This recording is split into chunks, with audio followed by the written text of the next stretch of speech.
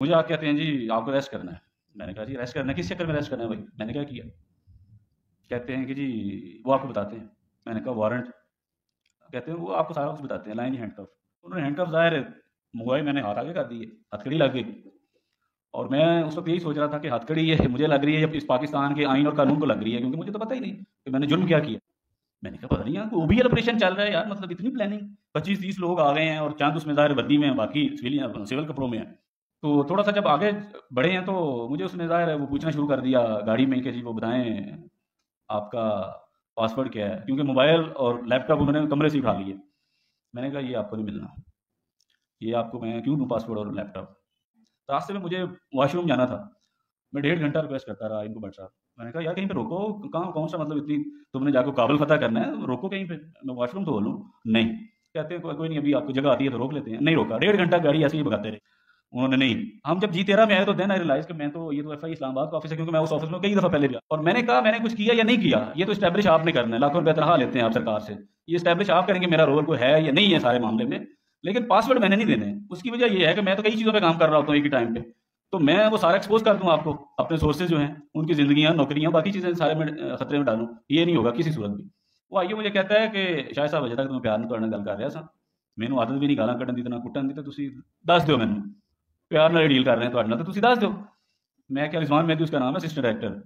मैंने कहा मैंने आपको क्या पहले भी बताया कि ये मैंने नहीं देने? उन्होंने कहा ठीक। उन्होंने कहा ला दे जैकेट, जी मैंने जैकेट पहनी हुई थी सर्दी से बचने के लिए, उन्होंने कहा ला दे जैकेट अपनी, खड़ा हो जा। जैकेट ला दी, खड़ा हो गया, कह कुर्सी बन जा। अब मुझे नहीं पता था कुर्सी बनना ये क्या है। मैं कहा ठीक है। वो उन्होंने मुझे कुर्सी किसी तरीके से कुर्सी बनाया, काफ़ी देर इसी तरह मैं कुर्सी बना रहा। फिर अब ये जवेद जो है ये उसी कमरे में है, ये भी बैठा हुआ है उसी साथ मेरे चेयर पे। तो कहते हैं कि थोड़ी देर गुजरी है तो इन्होंने रियलाइज़ किया कि ये तो आई विटनेस बनता जा रहा है। उन्होंने कहा जवेद को तू इसको ना दूसरे कमरे में ले, इसका बयान दूसरे कमरे में रिकॉर्ड करो, ताकि ये ना देखे कि यहाँ पे क्या हो रहा है। उसको दूसरे कमरे में ले गए।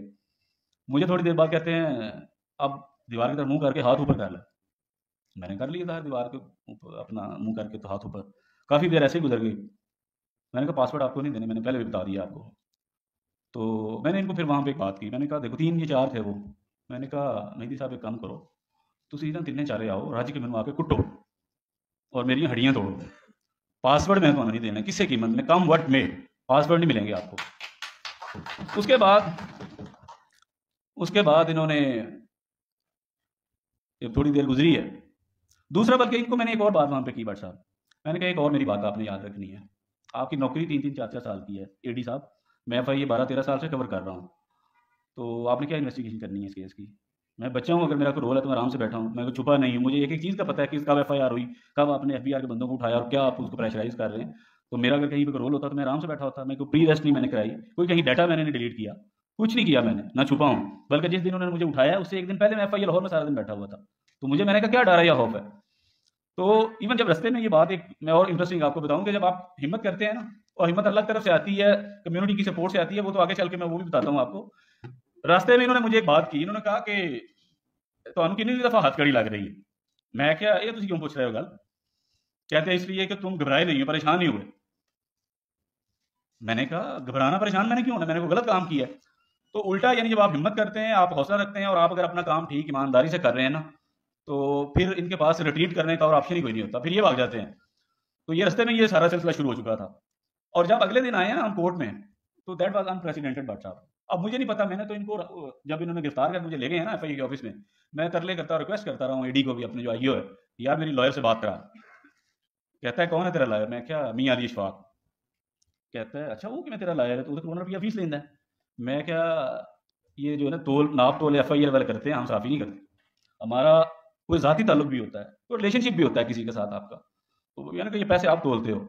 इन्होंने मुझे अगले दिन तक कोई बात नहीं करवाई मेरी लॉयर से। मैंने कहा कम से कम मुझे पता तो हो, मैं बताऊँ आके मुझे रिप्रेजेंट करे कल कोर्ट में। नहीं इन्होंने करवाई बात उससे। अब मुझे नहीं पता मुझे कल कौन रिप्रेजेंट कर रहा है। अगले दिन लेके आए हैं ये, और वहाँ पे जो मैंने मंजिल सारे देखे हैं, ज़ाहिर साकिब भाई थे, उमर चीमा और एजाज हैं, मती भाई, असद तूर और बाकी दीगर सारी, पूरा भरा हुआ था वो कोर्ट जो है। बल्कि एक और इंटरेस्टिंग चीज़ कि जब मुझे इन्होंने रात 10:15 बजे लॉकअप में भेजा है ना, तब तक भी मेरी फैमिली को नहीं पता, किसी को नहीं पता। मैं 12 बजे को उठाया हूँ, रात 10:15 बजे तक किसी को नहीं पता शायद असलम कहाँ पे है, उसका कोई किसी से रब्ता नहीं है। मैंने वहाँ पे जब इन्होंने मुझे बंद करके ये घर जाने लगे, चले गए हैं ये जो तफ्तीशी वगैरह थे, मैंने वहाँ सिक्योरिटी वाले को रिक्वेस्ट की, मैंने कहा यार मेरी ना एक नंबर पे बात करवाओ। कहते हैं कौन है? मैंने कहा बड़ा भाई है मेरा। तो मैंने कहा इनको जर्नलिस्ट का बताया, ये उमर चीमे का हो सकता है, वाकिफ़ हो नाम से, तो मैंने कहा बड़ा भाई है मेरा। कहते हैं अच्छा।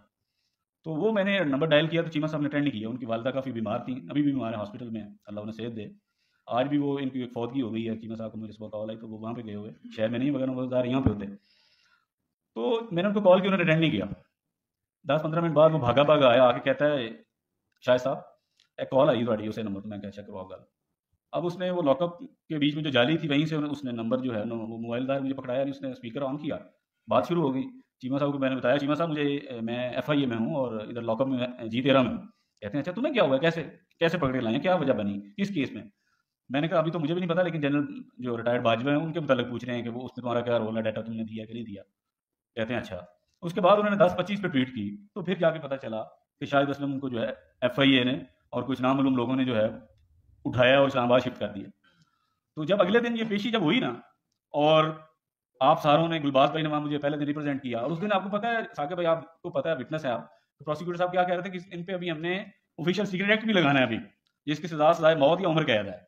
तो मैं उसको कहा क्यों, बाद मुझे जज साहब ने कहा आप भी बताएं, अपना बोलें, आप अपना मौक़िफ़ दें। तो मैं भी ज़ाहिर कोर्ट में बोला तो 10-15 मिनट मैंने तो वहाँ उनको कहा भी, ज़ाहिर मैंने कहा ये भी नहीं लगाना, और भी जो जो आपने लगाया मुझ पर लगाएं, और मैं ज़ाहिर घबराने वाला नहीं हूँ, आप लगाएं जो जो भी सेक्शन लाना है, हम उसका कानून के मुताबिक जो है वो जवाब देंगे आपको।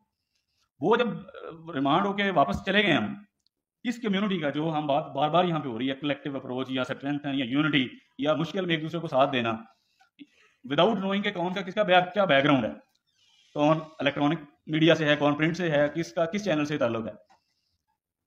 जब वो इतनी मैसिव सपोर्ट आई ना, पहले दिन इनका ट्रीटमेंट ये था, जब वापस मुझे लेके गए, हालांकि उनको रिमांड मिल गया 2 दिन का, मुझे डीडी के कमरे में लेके गए। वहाँ पे वो आईओ को भी उसने बुलाया, असिस्टेंट डायरेक्टर को भी। वो डीडी मुझे कहता है कि इसको आईओ को कहता है शाहिद साहब साढ़े बड़े प्यार लेने मेहमान ने साढ़े, इन्होंने टच भी नहीं करना, तुम आई समझ। और दूसरा, आपने अगर वो पासवर्ड देता है, नहीं देता, आपने प्रेशराइज नहीं करना, बिल्कुल नहीं तंग करना।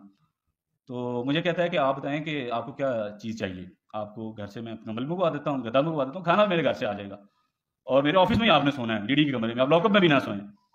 मैंने उसको कहा आपकी बड़ी मेहरबानी, मुझे कोई फेवर नहीं चाहिए आपकी, मैं उसी लॉकअप में सोऊंगा जहाँ पे आम कैदियों का आपने रखा हो, मुझे कोई फेवर नहीं चाहिए आपसे। और ये सारा क्यों हुआ, ये टर्न अराउंड जो है 24 घंटे के अंदर अंदर ही, वो आप सारों की सपोर्ट की वजह से हुआ था। जी मुझे आप कहते हैं जी आपको रेस्ट करना है। मैंने कहा जी रेस्ट करना है, किस चक्कर में रेस्ट करना है भाई, मैंने क्या किया। कहते हैं कि जी वो आपको बताते हैं। मैंने कहा वारंट। कहते हैं वो आपको सारा कुछ बताते हैं, लाइन हैंडकफ।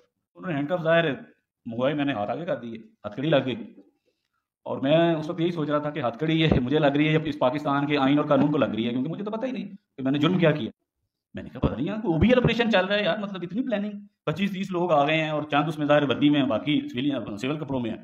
तो थोड़ा सा जब आगे बढ़े हैं तो मुझे उसने ज़ाहिर है वो पूछना शुरू कर दिया गाड़ी में कि जी वो बताएं आपका पासवर्ड क्या है, क्योंकि मोबाइल और लैपटॉप उन्होंने कमरे से उठा लिए। मैंने कहा ये आपको नहीं मिलना, ये आपको मैं क्यों दूँ पासवर्ड और लैपटॉप। रास्ते में मुझे वॉशरूम जाना था, मैं 1.5 घंटा रिक्वेस्ट करता रहा इनको, बट साहब मैंने कहा यार कहीं पे रोको, कहाँ कौन सा मतलब इतनी तुमने जाकर काबुल फतह करना है, रोको कहीं पे, मैं वॉशरूम तो बोलूँ। नहीं, कहते हैं कोई नहीं, अभी आपको जगह आती है तो रोक लेते हैं। नहीं रोका, 1.5 घंटा गाड़ी ऐसे ही भगाते रहे उन्होंने। नहीं, हम जब G13 में आए तो देन आई रियलाइज कि मैं तो, ये तो एफआई इस्लामाबाद का ऑफिस है, क्योंकि मैं उस ऑफिस में कई दफ़ा पहले गया, और मैंने कहा मैंने कुछ किया या नहीं किया, ये तो स्टैब्लिश आपने करना है, लाखों रुपया तनख्वाह लेते हैं आप सरकार से।